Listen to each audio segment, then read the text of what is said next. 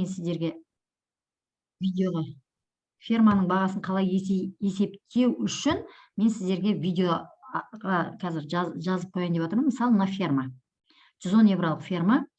Біздің алған фермамыз, мен қазір көрсетейін, онда бірінші Макс Лоудтың түсіндірем сіздерге. Жаңағы именно не ғой, жаңағы монетаны қалай көбейтетін мүмкіндік қой бұл. Ферма деген монетаның санын ғана емес, оның біз бұл компаниядан монетаның санын көбейтеміз ферма арқылы. Плюс еще оның құнының өскен есебінен өз табысымызды еселеп жатырмыз қазіргі таңда. Енді мен сіздерге жаңағы монета сыйымдылығын түсіндіріп кеткім келіп тұр. Монета сыйымдылығы деген бұл, например, сіздің алған монетаңыз қазіргі таңда несімен құнды? Фермаңыздың да құндылығын, монетаңыздың да құндылығын қазір сіздерге түсіндіретін боламын. Мына жерде, мысалы, мына жерде қосылды ма өзі? Мысалы, біз бірінші 110 евролық фермадан бастайыншы. Мысалы, біз 110 евроға ферма алған кезімізде бізде монета сыйымдылығы 0,002 PLC Ultima болды. Мынау кәдімгі 110 евролық ферма. Одан кейін біз бұны алған кезде $5000 еді монета, $5000. Одан кейін кеше 7 февраль, осы 7 февраль мен 7 марттың арасында екінші монета сыйымдылығы төмендеді да, одан кейінгі фермамыз біздің монета сыйымдылығы 0,006 болды. Қазір. Міне, Макс Лоуд деген сіздің 110 евролық ферма сатып алғандығыңыздың дәлелі. Мысалы, 0,0066 деген бұл монета сыйымдылығын көрсетіп тұр. Бізде ол кеше бітіп кетті, 7 марттан бастап екінші ферма шықты. Мен оны да көрсетем сіздерге. 0,0066 емес, қазіргі таңда монета сыйымдылығы азайып кетті. Ол не үшін монета сыйымдылығы азайып жатыр? Себебі монетаның санын нарыққа шамадан тыс шығармау мақсатында, монетаның құнын өсіру мақсатында өздерінің четкий математический расчет деп айтамыз ғой, барлығын есептеп барып шығарады ғой. Себебі қазіргі таңда монетаның саны көп, бірақ кейбір монеталардың мүлдем құны жоқ. Кейбіреулер, мен енді осы крипто саласына қызыққаннан кейін, именно жаңағы болашақта өседі-ау деген монеталарын көп адамдар, енді криптоны түсінген адамдар өздерінің цифровой кошелектарында ұстап отыр. Біз бұны тек қана өз цифровой кошелегімізде ұстамаймыз, бізге ферма беріп отыр. Бір жылға цифровой сертификат десек те болады, или лицензия десек те болады. Бір жылға өзімізге, мысалы, 110 евролық ферма сатып аламыз ба, 275 сатып аламыз ба, 550 сатып аламыз ба, монета сыйымдылығына қарай кімнің қаншаға шамасы келеді, сондай ферманы сатып ала отырып, нарықтан, Coinsbit биржадан монетаны сатып алып, нарықтағы бағаға, соны алып келіп фермаға саламыз. Мысалы, мына фермаға 0,0066 монетадан артық сыймайды.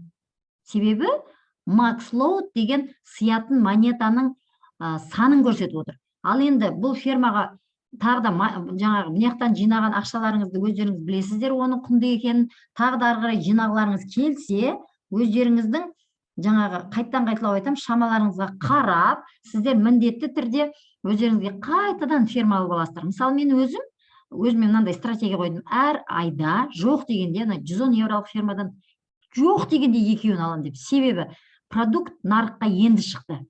Бар жоғы міне 3-ші ай енді кетіп бара жатыр.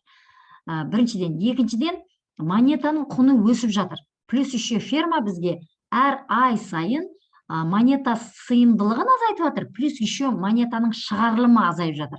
Ол деген сөз, мысалы, біз бірінші осы декабрь айынан бастағанда біз 720% жылына табыс тапсақ, январдан бастап 715%, февральдан бастап 705%, бірінші марттан бастап вообще 690-ға түсті. Осылай әр ай сайын -20, -30%, жаңағы, енді өздеріңіз егер криптовалюта биткоинді білетін болсаңыздар айтады. Биткоинда дейді, жылдан жылға майнинг жаңағы төмендеп бара жатыр дейді. Биткоиннің нарыққа шығуы. Биткоиннің бар жоғы 21 миллион болса, қазіргі таңда біздің монетаның бірінші нарыққа шыққан саны 20 мың еді. Қазіргі таңда барлық осы жаңа монетада табыс тауып жатырған партнерлар 120 мемлекетте айтып отыр ғой, компания 120 мемлекет дамыған деп. Қазіргі таңда олар белсенді түрде осындай Ultima Farm мынау өздеріңізге көрсетіп отырған ферманы сатып ала отырып, монета сыйымдылығын жаңағы өздеріне, мысалы қазіргі таңда мынау біздің дәл бүгінгі фермамыз уже монетаны нарықтағы құнын көріп отырсыздар 27 000, ал ферманың ішіне кірген кезде 20 000 евромен есептеп, қазіргі таңда монета сыйымдылығы 0.05 PLCU ультима монета болып тұр. Бұл деген сөз, енді бізге ферма бізде былай. Ферма негізі бізге монетада процент береді ғой. Сондықтан бізге енді араларыңызда іштеріңізден ол қашан өсе береді, ол түседі ғой деген күдік болатын болса, түскені де бізге пайда. Біз бұның түскенінен де ұтылмаймыз, көтерілгенінен де ұтылмаймыз. Көтерілсе, өзіміздің анау монетамызды қымбатқа сатамыз, ал егер түссе, ферма сыйымдылығы көбірек болатындай ферма сатып алатын мүмкіндігіміз болады. Себебі бізге ферма монетаны жаңағы именно табысты монетада беріп жатыр.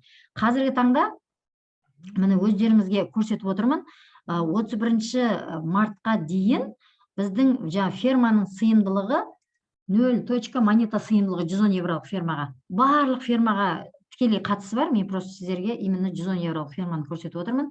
0.05 PLC ультима болып тұр. Сондықтан дәл қазіргі таңда осыны алып қалған адамдар өзіне, біз басында 0.02-ні алып қалдық қой. Енді біз сияқты 0.02 монетаны толтыру үшін қазіргі кірген адамдар мынандай ферманың 4-еуін алады. Біз мысалы бірақ ферма 110 евроға сатып алып 0.02 монета сыйғызып алса, тура 0.02 монета сыйғызу үшін қазіргі партнерлар 0.05 PLC ультима алады. Ол деген сөз 4 рет 110 евролық ферма сатып алады деген сөз. Сонда жаңағы успех, жетістік, ертерек әрекет жасағанның қолында дегеннің мағынасы осында. Мысалы біз уақытында біреу түсініп кірді, біреу түсінбей кірді. Қалай кірсе де өзіне қазіргі таңда ферма алып алған партнерлардың шын мәнінде мүмкіндігі өте жоғары. Қазіргі алғандардың да мүмкіндігі жоғары. Себебі бұл әр ай сайын монета сыйымдылығы азайып жатыр. Міне уже 1 апрельден бастап өздеріңізге жаңағы индекс Макслоуд 25 000 евро деп, монета сыйымдылығы уже 0.04 деп осылай төмендейін деп отыр. И плюс мына жақтан монета сыйымдылығы төмендейді, плюс еще мына жақтан жаңағы процент минтингі бар ғой, жаңағы 670-ке түседі. 690 болып тұрса, апрельден бастап 670.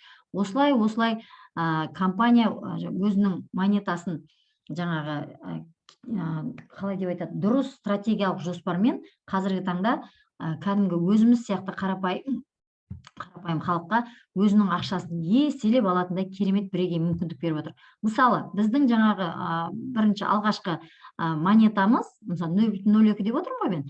Біз қандай монета болсын, енді қандай ферма болсын, бұл жерде крупный болсын, кішкентай болсын, смарт контракттың жұмысын айтып кетейін өздеріңізге. Смарт контракт деген бұл блокчейндағы келісімшарт. Мысалы, банкке барып келісімшартқа отырып барып ақша саласыздар ғой, қағазға қол қойып. Тур сол сияқты смарт контрактке тұрамыз компаниядан. Ол кірген кезде галочкалар подтверждаю деген сіздердің уже қол қойып отырғандарыңызды білдіреді. Электронно-цифровая подпись деп айтады оны. Қазіргі таңда смарт контрактына біз жаңағы монетаны заморозкеге қою арқылы 1 жылға заморозкеге тұрады монета деп ойласаңыздар, монетаның тело депозита, мынау тело депозита ғой, ол ғана заморозкеге тұрады да үстіне түскен прибыль пайдасы айына осылай өздеріңізге түсіп отыратын болады. Мысалы, мен 9 февраль күні 0.0115 монетаны автоматты түрде, мына жерде байқасаңыздар, адрес главного кошелька деп тұр, осы адреске автоматты түрде түседі да бізге монетамызша. Содан кейін ары қарай өзіңіз биржаға шығарасыз ба, жоқ әлде қайтадан ферма сатып алып фермаға дополнительно жинақтайсыз ба, ары қарай енді шешімді әркім өзі қабылдайды. Қазіргі таңда жаңағы біз, мысалы мен, енді біз 5 000-нан алдық қой монетаны, біз уже 1 айдан кейін ақ шығарып алдық. Қазіргі таңда таза табысты, жаңа менде таза табыс, прибыль деп айтады ғой, пайдада мен пайдаға жұмыс істеп жатырмын. Мысалы, мен бұл жерге салған ақшамды қайда еселеп шығарып алдым. Қазіргі таңда пайдаға жұмыс істеп жатырмын. Сол сияқты жаңадан кірген, мысалы, енді бәрі өзіміз сияқты қарапайым халық қой, біздің мақсатымыз өзіміз сияқты адамдарға осындай мүмкіндік көрсету. Ақшасы жоқ, ақша жасауды үйренсем ба, осындай мүмкіндікті үйренсем ба деген. Сонда сіздер енді, мысалы, біреулер бар кредит алып салады, біреулер біреуден қарыз алып салады.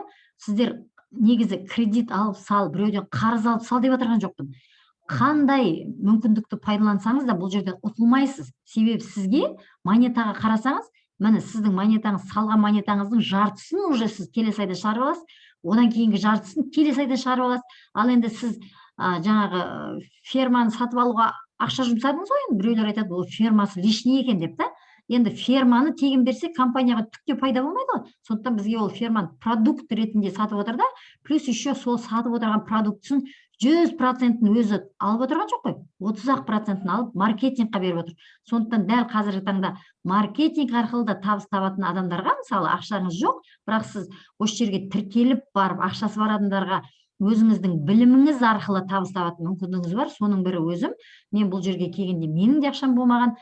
Осы жерде осы мүмкіндікті түсінгеннен кейін осындай ақшасы бар адамға жарнамалай отырып, олардың да қазіргі таңда жаңағы капиталын жинақтауға өз үлесімді қосып, екінші кезекте өзіме де капитал жинап алдым десем болады. Қазіргі таңда осылай жұмыс жасап жатырмыз.